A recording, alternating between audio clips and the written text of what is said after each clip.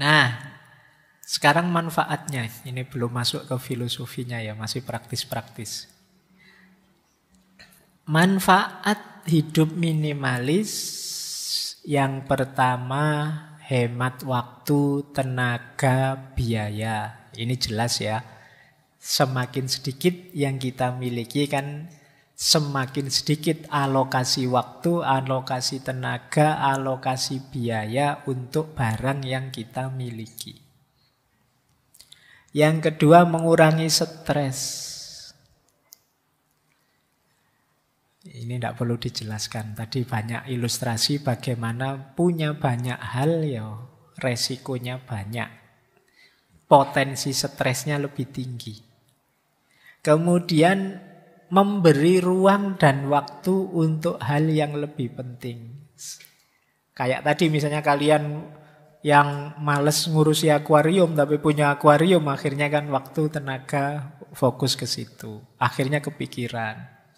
Jangan dikira cuma mikir menunda-nunda itu tidak stres. Stres juga. Saya pingin sekali nyabuti rumput di depan kos-kosan. Ini kok ya sudah kotor, tapi kapan ya? Tapi terus tidak gerak-gerak. Besok gitu lagi nongkrong depan kos-kosan. Pingin sekali nyabuti rumput itu, tapi kapan ya? Jadi kamu kepikiran stres tapi ya tidak jalan. Kamu mungkin sering begitu. Jadi waktumu terbuang sia-sia. Yuk, efektifkan waktu. Jangan buang-buang waktu, tenaga, biaya untuk hal yang tidak penting. Kemudian kesempatan berbagi. Tadi kan ada bersih-bersih, buang-buang. Ya yang masih bagus kan bisa kita pakai untuk berbagi. Masih bagus ya Pak, kalau bahasanya agama justru yang masih bagus itu yang pahalanya besar. Lan tanalul birra hatta tunfiku ma tuhibbun. Jadi belum engkau memperoleh kebaikan sampai engkau memberikan yang engkau cintai. Barang ya, bukan orang. Jadi kalau kamu punya barang masih bagus, masih baik, tidak apa-apa sodakohkan. Kita kan sodakoh itu kadang-kadang memberi itu nyari yang sudah jelek. Bahkan panitia bakti sosial itu sering pakai kalimat yang baju bekas yang layak pakai. Biasanya kalimatnya gitu. Sebenarnya tidak masalah menerima sumbangan dalam bentuk baju baru. Misalnya kan tidak apa-apa. Siapa ngerti ada memang orang ingin menyumbangkan bajunya yang baru-baru. Ya ditulis saja baju baru atau bekas yang masih bagus. Karena layak pakai itu ya kadang standarnya beda-beda. Nanti bagi orang tertentu ini masih layak kok, padahal sudah sangat tidak layak itu. Disebutnya layak, mentang-mentang kamu ingin buang sampah. Kamu berikan ke orang padahal sudah sangat tidak layak. Itu sudah robek-robek. Robek kan bisa dijahit.